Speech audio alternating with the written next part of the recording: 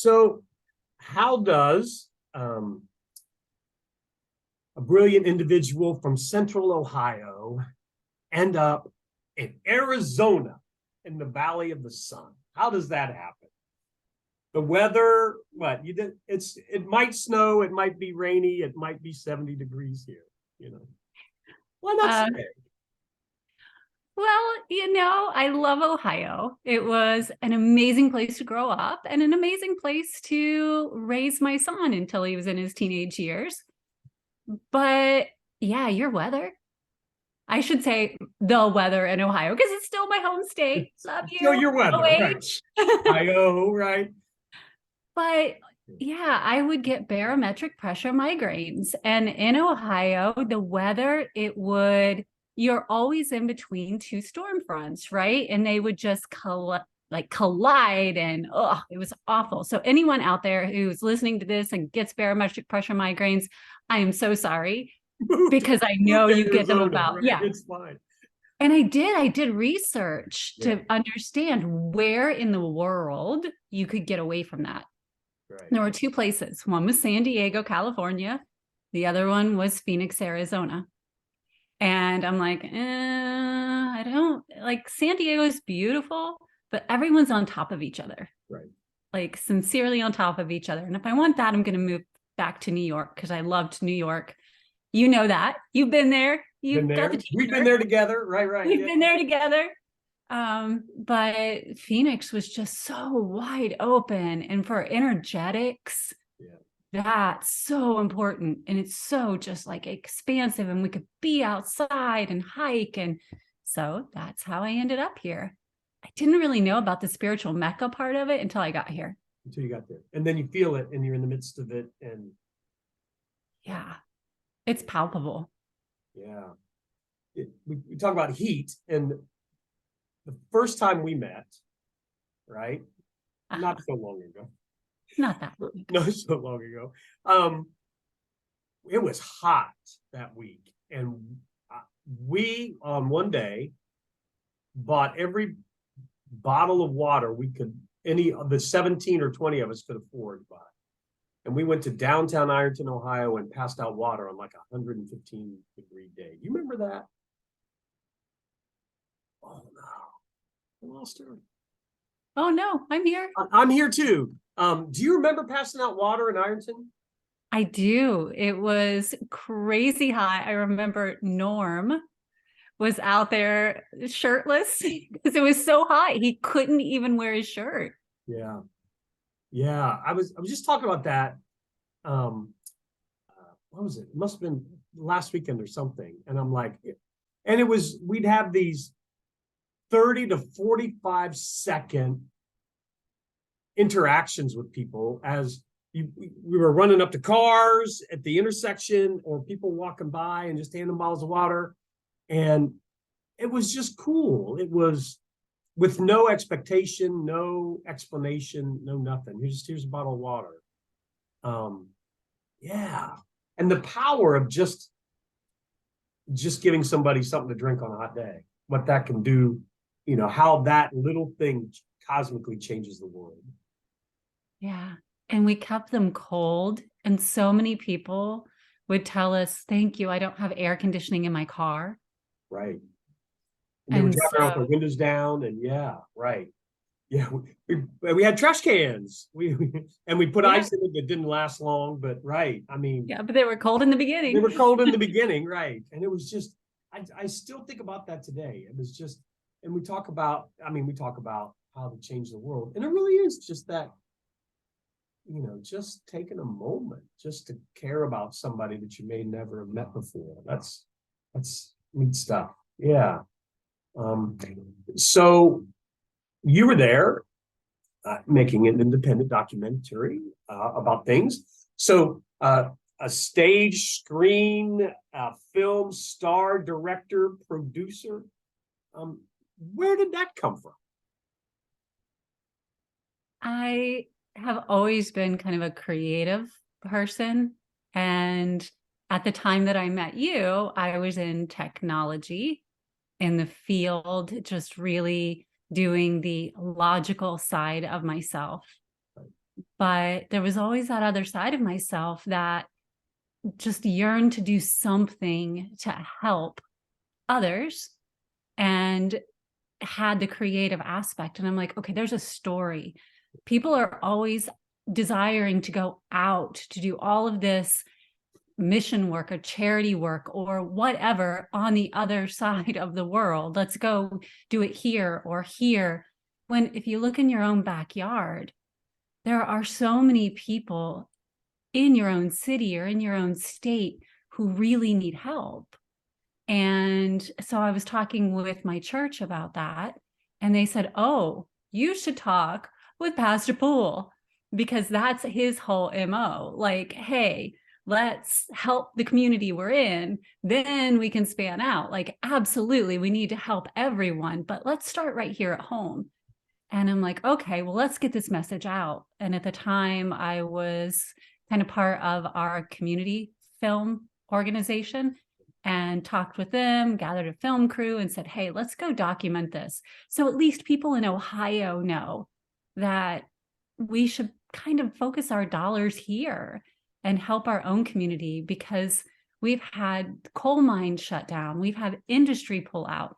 And what better person to kind of tout that message than you, who has this amazing presence, but still so soft in saying it. So yeah, I was all in. Yeah. But I think you're right. I think the approach is, yes, we it's realizing the spheres and our spheres of influence.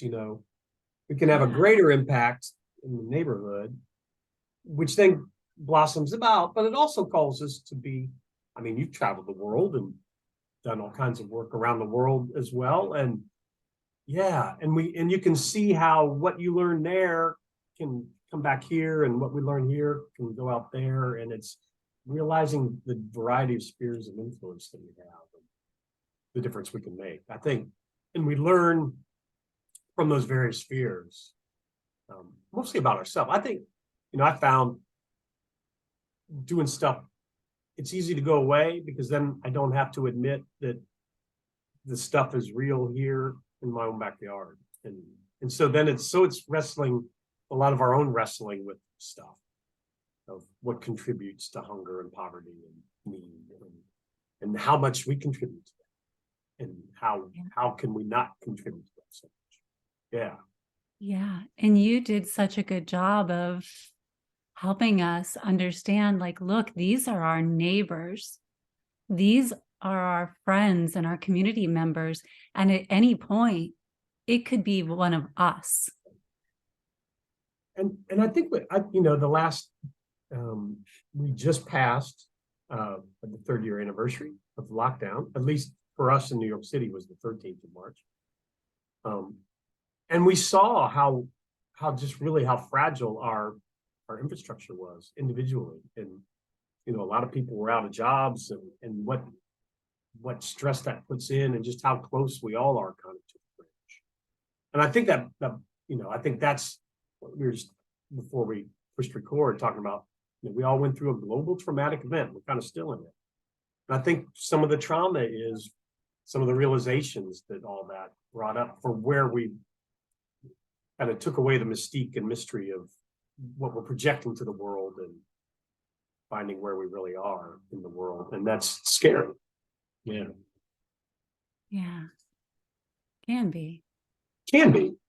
But then, right, you find ways to overcome. You have tools. We were talking about, we just need more tools to overcome some of this. For me and our relationship, we talk about being that positive contribution to the world, and how even just a bottle of water, or taking a moment to hear a story, or whatever, has cosmic implications. And you do a lot of that work. So yeah, help us. And what is quantum science? It's quantum science. Oh, that's a big question. Right, yeah. That's like, it's a really big field, but you have quantum physics, quantum thermodynamics. There's like all of this study that goes in, but really what it's doing, the field itself, is beginning to look outside of the standard Newtonian science that everything is matter, and beginning to say, well, matter exists because of energy. So let's start to understand the energetics and how important that is. And you and I know that there have been traditional belief systems that have always done that. Yeah. And now quantum science is putting science to pick up some of those belief systems and say, all right, let's start looking into what these have said and see if science can support it. And that's what really excites me and why I've dove into the field. Yeah. I mean, we look at Qigong and Tai Chi and yoga and, and it's that, yeah, and all the stuff that's been around since the ancients. Yeah. And people still practicing it. Go ahead. Yep. Sorry about this. Oh, that's all right. The one time I need a tissue, it's on the I know, other that's side right. of the room. It's like, I gotta reach, hang on. But yeah, and so, we practice all these, ancient, traditional philosophies. And it's interesting to see modern science coming to realization of some of the value that these, ancient systems and philosophies and approaches have to health, healing, wholeness, harmony, balance in the world. Yeah. And that's exciting for me that, when you teach somebody to breathe, to really breathe, take a breath when you need to take a breath, and just how powerful that can be. And to feel the energy, because it is all energy. It's all about energy and moving energy, and between me and you and between us and the world. Yeah, everything has this energy, and how do you tap into it? Yeah. and I love what it's doing for even health, because as a result of quantum sciences like quantum mechanics and that looking into medicine, we're starting to get new ways of doing preventive health, like infrared saunas and red light therapies and all of these new things coming on to the market, where we're learning that cellular regeneration is an energetic and not a chemical process. Right. And there's is it on chromosomes and telomeres, and how you can regenerate chromosomal material and to become more healthy, and it's all out of this. It's all out of energy. It's all out of moving energy back and forth within us and without us. And yeah. What's your origin story with yoga?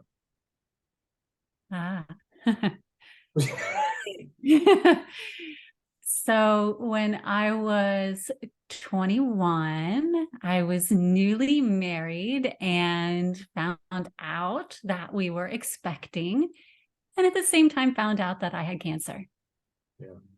And it was like, okay. So of course, at the time, the Newtonian science approach to medicine ruled, and I was told, abort your baby and focus on you living so that you might be able to have another one. I was like, something about that doesn't seem right to me. Right. I don't think so. And so I started, because every doctor was saying the same thing. Right. And I understand from the doctor's side, they have to give you worst case. Like they have all of these boards and medicine things kind of breathing down their neck. But I truly felt in my heart, like there has to be another way. There has to be something out there that offers me a different alternative, because the whole world, the whole universe is about choice. So I have to have another choice. And so I started exploring Eastern philosophies on medicine, traditional Chinese medicine, Ayurvedic medicine. And that's what led me to yoga. And all anyone seemed to know in the United States about yoga was asanas, right? And as you know, there's so much more to yoga than asana. Right. That's just a little bit. Yeah. It's like this much of yoga. Right. And so I dove headfirst into, okay, what all can yoga and Ayurveda show me to help me keep my body in kind of a homeostasis where it is, knowing I'm not going to cure cancer while my body is helping create a child, but at least I can keep it from growing. Right. And it did. Like, I was new to yoga, but I could grasp onto it quickly enough to understand that the energy that created the cancer could also be paused Right. until I could reverse it. Yeah. And I still needed Western medicine. There were still some things that needed to be done in order to help the body, but it completely changed everything. My son is 28 years old and he's doing great. Right. And I'm still here. So Yeah. there you go. And you're 28 years old yourself. That's amazing how that Yeah. happened. Isn't it crazy what yoga can do? It's wonderful. Like quantum science. It's quantum science. It's like, this is cool. Look. Everybody should join in. It's like, right.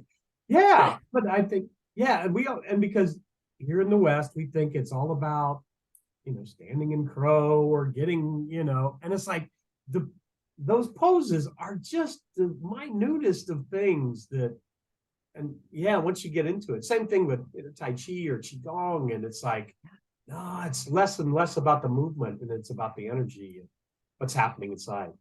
Explain what Ayurveda is, and I'll explain what Ayurveda is in 2 sentences. Sure. No, what is Ayurveda? When you talk about Ayurvedic healing and Ayurvedic lifestyle, and yeah. Yes. So the base principle of Ayurveda is balance, right? So it ultimately, when you look at how they do the medicinal aspect of Ayurveda, it's okay, if you have a fever, then you counterbalance that with cool in order to help your body recenter itself. If you have something going on in your stomach where you have fire in your stomach, acid reflux, then you need to eat yogurts or something that's going to cool that down in order to balance it out. So we always have to look at how to create that optimal point in the body. You also have what are called preventive measures, which are the cleansing kriyas, Right. where we think about that for our car, we think about that for our home. We have to do preventive maintenance, Right. and there are certain ones we do every year in order to maintain our home and our car. And then we just think changes, right? Our reset. Our body is going to be fine. Let's just keep shoving in all that food and see what happens. Yeah, no, it doesn't work that way. We have to do the same thing. And so that's really, Ayurveda is about being in witness of what the body needs and listening to it in a way that you're giving it what it needs when it needs it.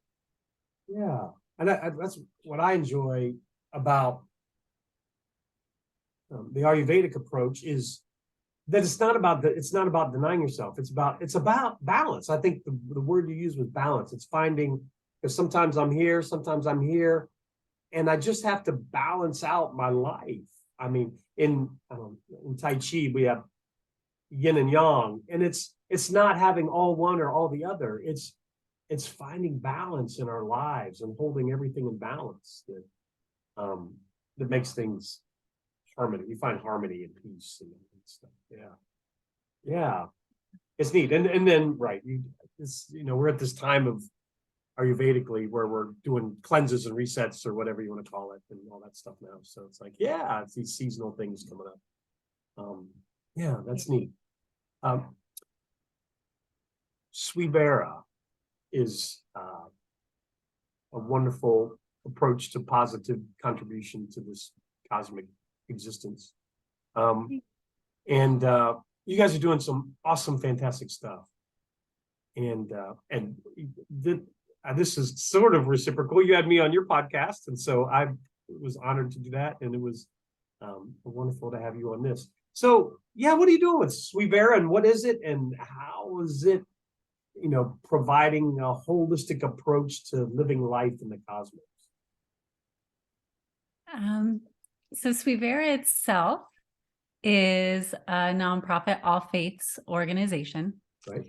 Our goal is to bring people back into our hearts. For so long, everything was focused on thought leadership, and we're so focused in our brains that people have trouble even falling asleep at night because like their wheels are constantly spinning, spinning, spinning. Right. So like you and what you're doing with Earth and Cup and all of the things that you've done, there are some of us here who know like the reason we're here is to help people remember to reawaken that heart, right? That we're actually drawn together. Our heart is the strongest electromagnetic field that we have as people. And if you do know anything about like yoga or the chakras, it's set, dead set in the center. Like there's no mistake. There's no reason that we don't know that this is the center point, right? Talk about balance. This is what brings us back. Right. And so if we recenter ourselves in our heart and we connect with each other from that place, then we can always be in balance with ourselves and with each other. So our whole point is to reawaken that and let love be our common language instead of our thoughts be our connection point. And we do it in like a ton of different ways. So we just want to know where someone is starting. And so we have a quiz that people can take. We have different ways of finding out, where are you now in your life? Are you focused on yourself? Are you focused on your family? Are you focused on your community? Where is it that you would like to enter? And then we just offer different tools and ways, because again, just like everyone's entering a different way, everyone learns a different way. Right. So we want to understand, how do you learn best? Is it visually? Is it audibly? And then based on that, then we have a path for you to walk down. So you just choose your journey, and we help you reconnect with that heart center and lead a life of love, what we call heart leaders, Right. where you still have intellect, but it's from this place where we're remembering that we're heart-based beings that just happen to have really keen intellect. Yeah. I mean, and it's balance. I mean, we're back to balance. It's balancing and you know, the whole chakra system. And Yeah. we're not in one section, that we live in all of them and these energy centers,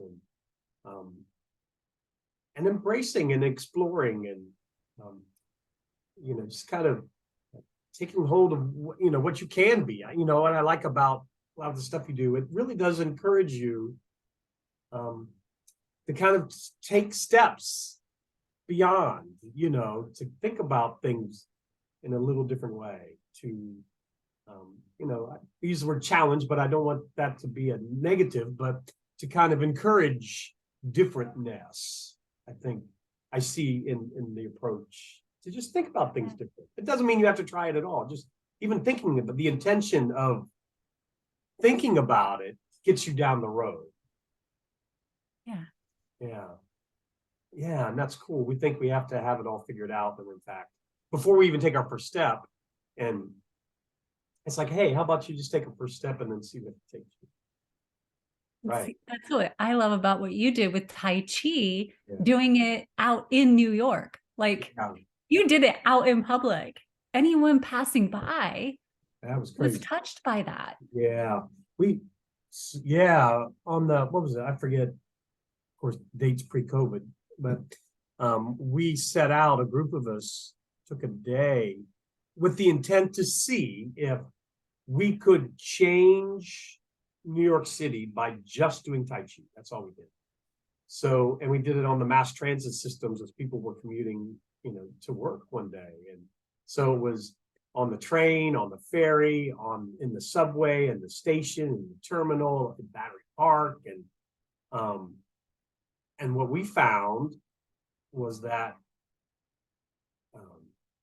kind of the energy became a little more positive, and the negativeness, and it just had a very much a much more positive feel. And it was just us sending energy into the world. That's all it was. And we didn't say anything. We didn't ask anybody to join. We didn't have signs, nothing. Yeah, and I think that's you know, that's moving towards global coherence. And, you find people start breathing with you if you actively breathe intently. And yeah, it's global coherence. And that's getting everybody symbiotica, right? Yeah. Yeah. It's cool stuff. And when you feel it, sometimes it takes feeling it to believe it. And then you go, oh, I get it now. Yeah.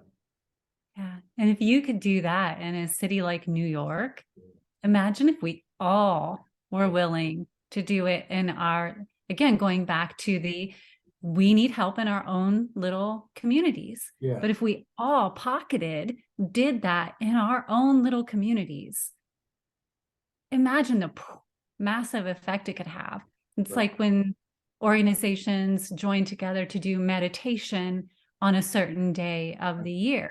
Right. And you can actually see the impact it has on the magnetic field of our planet. Like there's a scientific outcome when a million plus people come together and meditate.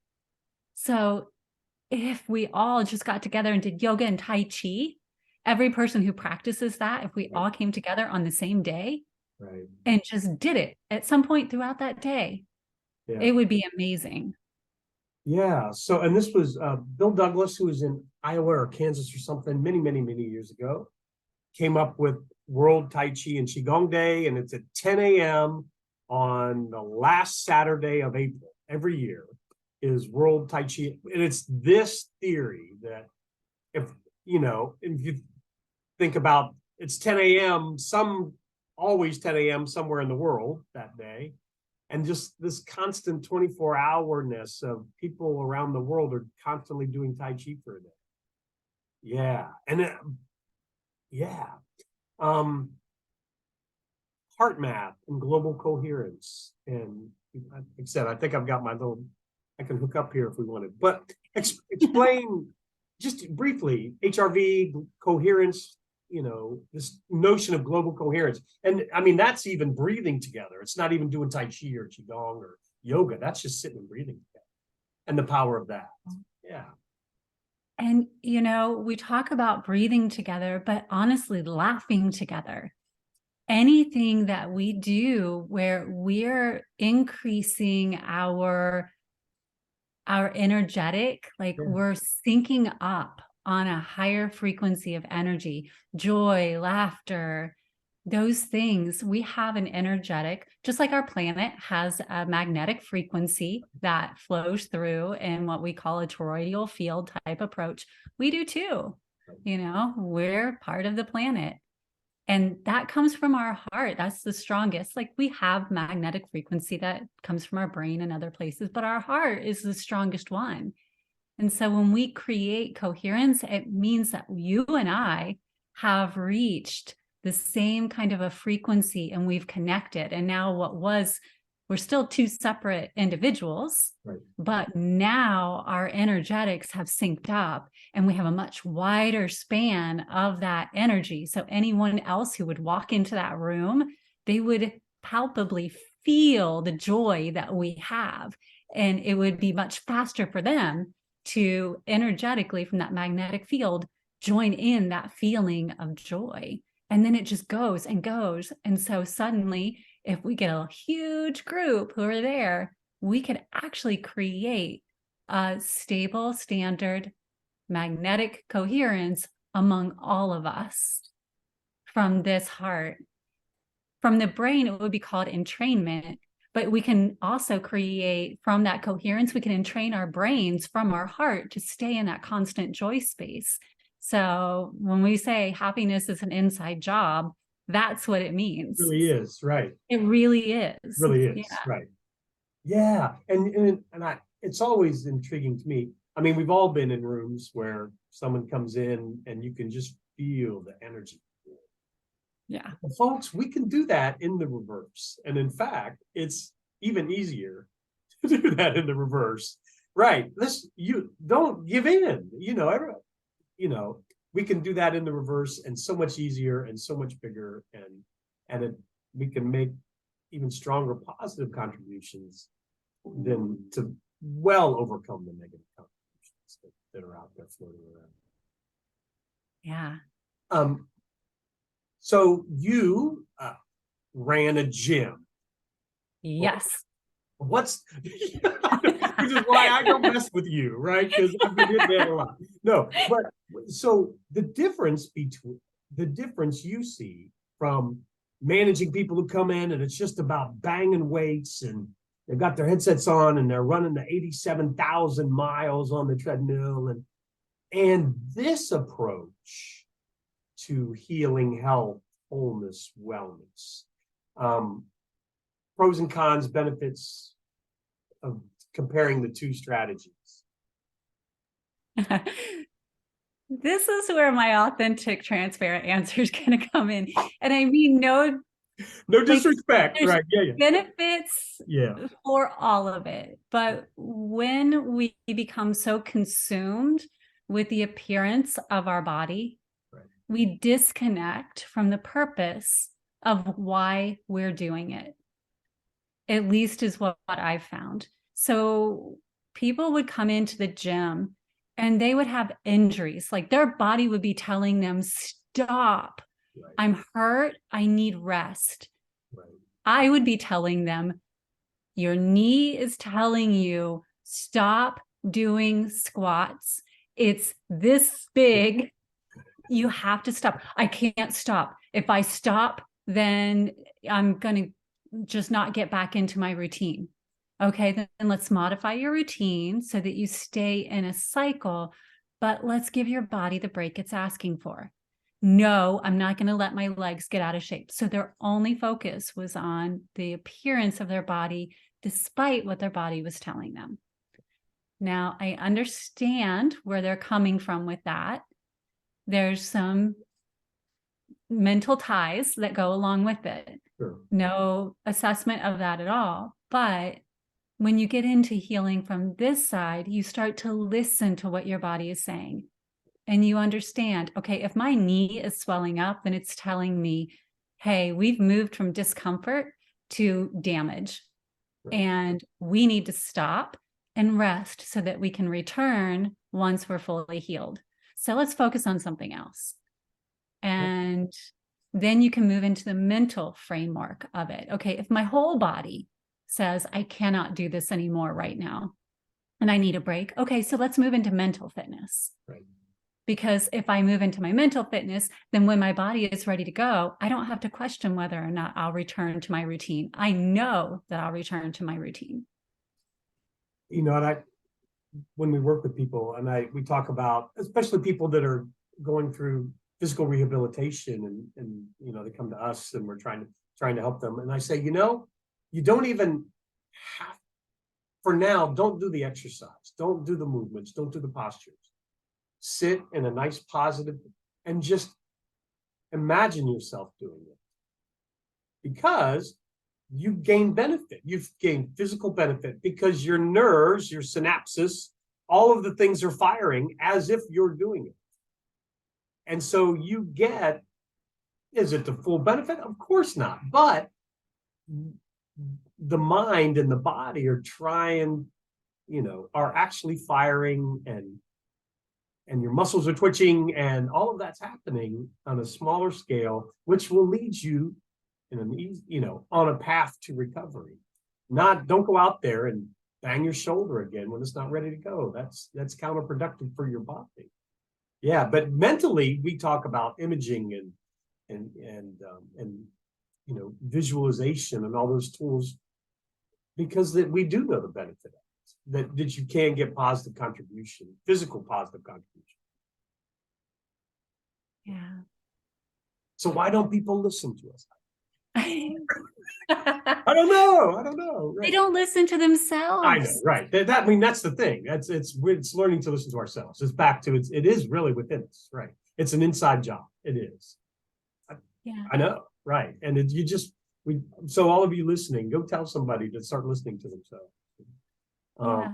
Yeah, because it really does make a difference. Yeah. It's like the moment I can start hearing my own voice, then it's much easier for me to hear your voice. Right. Because I'm more open to it. Right. And this is the, the culturalness of our appearance, that this defines who we are in some way, shape, or form, which gets us into lifting weights. And I was a weightlifter way back in the day. I've done all so I'll own all of that myself. But yeah, once I become okay with me, and that this is a part of me, but not all of me, then I become more okay with you and who you are as in totality. And we learn how to, get okay with all. Yeah. Yeah. The couple final questions, right? So we're Earth and Cup. So yeah, I know it's like, oh my gosh, I should probably wrap. It's morning where you're at. It's so you probably need breakfast. So Earth, what grounds you? Oh, so many things. Yeah. I think it's great to have like a plethora of things, because what grounds me one day may not necessarily ground me the next day. Right. Meditation. I do a lot of grounding meditations, and I listen to a lot of binaural beats throughout my day, depending on where I really need to focus. So that can ground me. I'm one of those crystal kind of gals. I love having, as you, Yeah. one right here. Right there. Yeah, there it is. Right Right. there. Something about just holding the earth in my hand. If I have to be inside and I can't get outside to actually sit in the grass and connect with the trees and things, then just having it there where I can feel it is very, very nice. And good conversations with friends. Yeah. For me, and I think all of us as people, we need each other. And sometimes we need a good friend to say, get out of your own way. Come on. So that really grounds me. Good. And then, so for Earth and Cup, the cup portion of Earth and Cup is this notion that we need to empty our cup so that we can be filled, and fill our cups so that we can empty into the world. So how do you fill your cup, and how do you empty your cup? What processes might that be? Okay. Fill my cup Yeah. with amazing hearts like yours who understand and connect with that coherence, right? When our hearts kind of just connect, there is nothing else I felt like that. Yeah. And so it immediately fills you. And I get similar to that with prayer and mantra, where you can just feel the love flowing through you. Of course, seeing our children always fills your cup, right? Yeah. Right. So, Yeah. no matter how old they are. Or what they're doing, or what they're Yeah. not doing. And right. It's like Exactly. Or what they're saying to you. right. And it's You're like, I love you, but I still love you. I still love you. Right. yeah. I don't like you, but I love you. I don't approve of your behavior in this moment, but I still love you with all my heart. Right. Yeah. Oh, that's neat. So I mean, this process, this taking a sip, is to allow the world to get a taste, a sip of the people that influence our lives. And so how have people have been encouraged, or I don't know, intrigued about what you're doing? How might they find you and what you're doing in the world? There are a couple ways. Thank you for asking. Oh. They can go to Suivera.org, and that's SUIVERA.org. And they can also find us at theheartleaderpodcast.com. Yeah, there you go. And I'll put the links in the notes for the video as well. They should definitely look at your podcast, because you walk us through breathing techniques. That photo of us doing this. Yeah, there you go. Like almost viral. Is it really? Oh my gosh. It's pretty cool.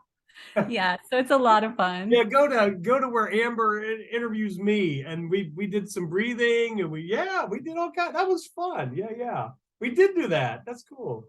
We did. And Tracy was really great too. So a couple of really great ones. Yeah, cool. So thanks. It's good to catch up. And yeah, we're hopefully I can find my way to Arizona, and the next time you come to the ever-changing weather of Ohio, let us know.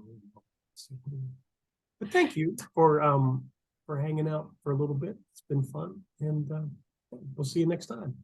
Well, thank you for having me on. Always great to chat with you. Good chat with you. Peace.